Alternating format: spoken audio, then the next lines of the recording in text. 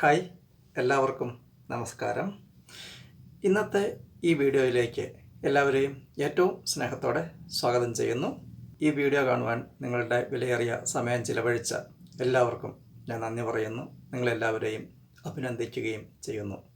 നമ്മിൽ പലർക്കും വലിയ ജീവിത ലക്ഷ്യങ്ങൾ നേടിയെടുക്കുവാൻ സാധിക്കാത്തതിന് പല കാരണങ്ങൾ ഉണ്ട്.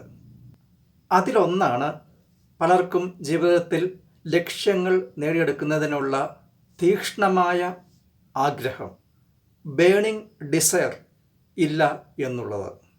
ബേണിംഗ് ഡിസയർ ഇല്ലാത്ത പലരും പരാജയഭീതി മൂലം ഉദ്യമങ്ങളിൽ ഏർപ്പെടുവാൻ മടിക്കുന്നു. നേട്ടങ്ങൾ അവരെ അനുഗ്രഹിക്കുന്നുമില്ല. മഹാരാഷ്ട്രക്കാരിയായ ലതാ ഖരെയുടെ ജീവിതകഥ നമുക്കേവർക്കും ഉത്തേജനം പകരുന്നതാണ്.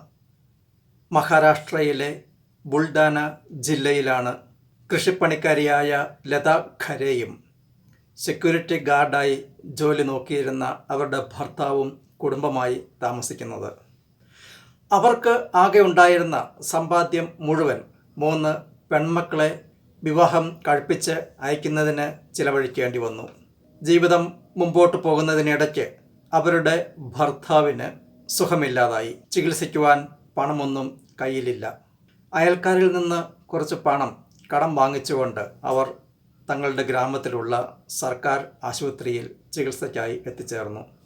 ആ ഹോസ്പിറ്റലിലെ സൗകര്യങ്ങൾ പരിമിതമായതിനാൽ ബരാമതി നഗരത്തിലുള്ള വലിയ ഹോസ്പിറ്റലിൽ അദ്ദേഹത്തെ പ്രവേശിപ്പിക്കണം എന്ന് ഡോക്ടർമാർ നിർദ്ദേശിച്ചു.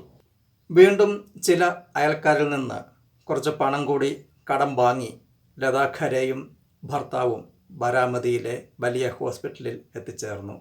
സ്കാനിംഗ് ഉൾപ്പെടെ ചിലവേറിയ പരിശോധനകൾ ആവശ്യമാണെന്ന് ഡോക്ടർമാർ പറഞ്ഞു.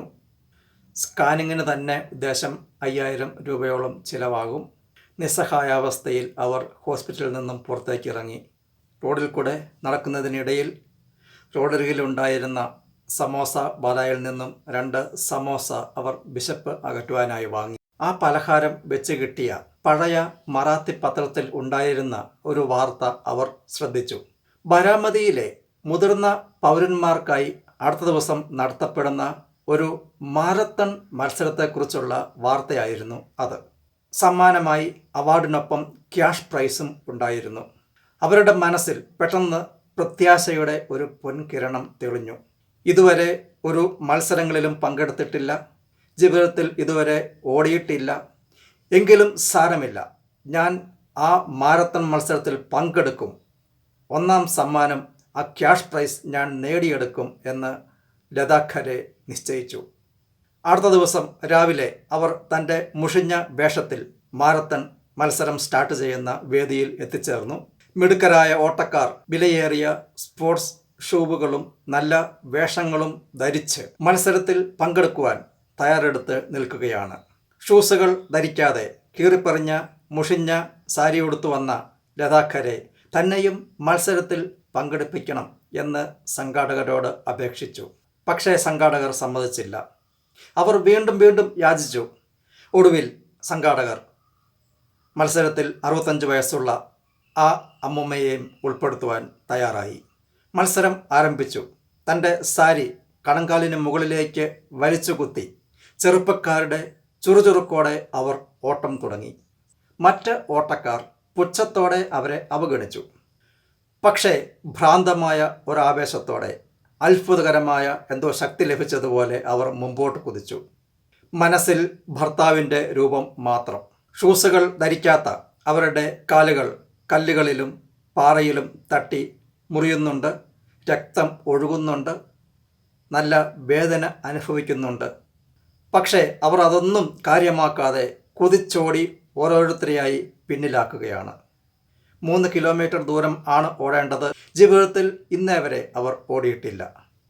ആവേശത്തോടെ മറ്റുള്ളവരെ പിന്നിലാക്കി അവർ മുമ്പോട്ട് കുതിക്കുന്നത് കണ്ടപ്പോൾ കാണികൾ ആവേശത്തോടെ അവരെ കൈയടിച്ച് പ്രോത്സാഹിപ്പിച്ചു. തൻ്റെ ഭർത്താവിൻ്റെ ജീവൻ രക്ഷിക്കണം എന്ന ചിന്ത മാത്രമേ അവരുടെ മനസ്സിലുള്ളൂ. അവിശ്വസനീയമായ രീതിയിൽ അവർ മുന്നേറി 1ാം സമ്മാനം നേടിയെടുത്തു. അവർ നേടിയെടുത്തത് ഒന്നാം സമ്മാനം മാത്രമല്ല, തൻ്റെ ഭർത്താവിൻ്റെ ജീവൻ കൂടിയായിരുന്നു. അവർ 3 വർഷം തുടർച്ചയായി മാരത്തൺ മത്സരങ്ങളിൽ പങ്കെടുത്ത് വിജയിച്ച് തൻ്റെ ഭർത്താവിൻ്റെ ചികിത്സയ്ക്കുള്ള പണം കണ്ടെത്തി. നിരവധി അവാർഡുകൾ അവരെ തേടിയെത്തി. അവരെക്കുറിച്ചുള്ള വാർത്ത BBC ന്യൂസ് പ്രക്ഷേപണം ചെയ്തു. അവരെ ഹീറോയിൻ ആക്കി ഒരു ചലച്ചിത്രം വരെ രൂപം കൊണ്ടു. അവരുടെ ജീവിതത്തിൽ നിന്നും ധാരാളം വിലയേറിയ പാഠങ്ങൾ നമുക്ക് പഠിച്ചെടുക്കുവാനുണ്ട്. ഒന്ന്, ജീവിതത്തിൽ വഴിമുട്ടി എന്ന് തോന്നുന്ന വിധത്തിലുള്ള പ്രതിസന്ധികൾ നമുക്ക് ഉണ്ടാകാറുണ്ട്. നാം അവയിൽ നിന്നും ഒളിച്ചോടുകയോ ജീവിതത്തിൽ നിന്നും ഒളിച്ചോടുകയോ ഒന്നുമല്ല ചെയ്യേണ്ടത്. നാം നിരാശരാകുവാൻ പാടില്ല. അവയെ തരണം ചെയ്യുന്നതിനുള്ള ശക്തി, കഴിവുകൾ നമ്മുടെ ഉള്ളിലുണ്ട്. നാം തളരുമ്പോൾ നമ്മുടെ യഥാർത്ഥ ശക്തികളും കഴിവുകളും പുറത്തെടുക്കുവാൻ നമുക്ക് സാധിക്കില്ല. ആ പ്രതിസന്ധികൾ നമ്മെ കീഴടക്കുകയും ചെയ്യും. ഓരോ പ്രതിസന്ധികളെയും ഓരോ വെല്ലുവിളികളായി ഏറ്റെടുത്ത് അവയൊക്കെ ഫേസ് ചെയ്യുക. നമുക്ക് അവയൊക്കെ അതിജീവിക്കുവാൻ സാധിക്കും.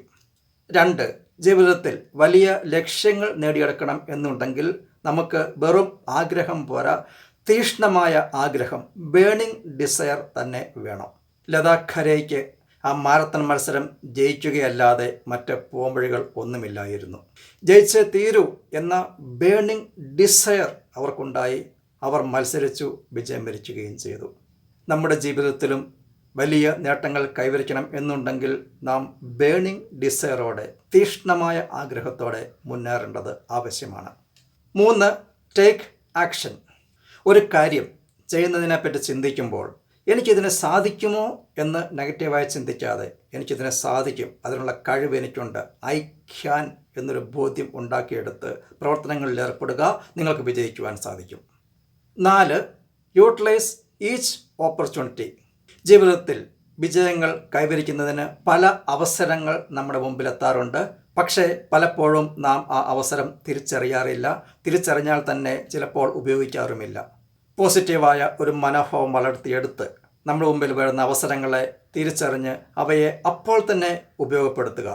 ഒരു കാര്യം പിന്നെയാകട്ടെ, അടുത്ത ദിവസമാകട്ടെ എന്ന് ചിന്തിച്ച് മാറ്റിവെക്കുവാൻ പാടില്ല. അപ്രകാരം മാറ്റിവെക്കുന്നവരുടെ ജീവിതത്തിൽ വിജയങ്ങളും നേട്ടങ്ങളും പിന്നെയാകട്ടെ, അടുത്ത ദിവസമാകട്ടെ എന്ന രീതിയിൽ മാറിപ്പോയിക്കൊണ്ടിരിക്കും. 5, നമ്മുടെ ബന്ധങ്ങളിൽ സ്നേഹം നിറയ്ക്കുക. നിസ്സാര കാര്യങ്ങളുടെ പേരിൽ ഹസ്ബൻഡ് വൈഫിനെയും വൈഫ് ഹസ്ബൻഡിനെയും ഒഴിവാക്കുന്ന കേസുകൾ വളരെ കൂടുതലുള്ള കാലഘട്ടത്തിലാണ് ഇന്ന് നാം ജീവിക്കുന്നത്. തൻ്റെ പ്രിയപ്പെട്ട ഭർത്താവിന് വേണ്ടി 65 വയസ്സുള്ള ലതാഖ് ഖരെ എന്ന അമ്മൂമ്മ ചെയ്ത ആ മഹത്തായ ത്യാഗം, അവരുടെ സ്നേഹമാണ് നമുക്ക് വെളിപ്പെടുത്തി തരുന്നത്.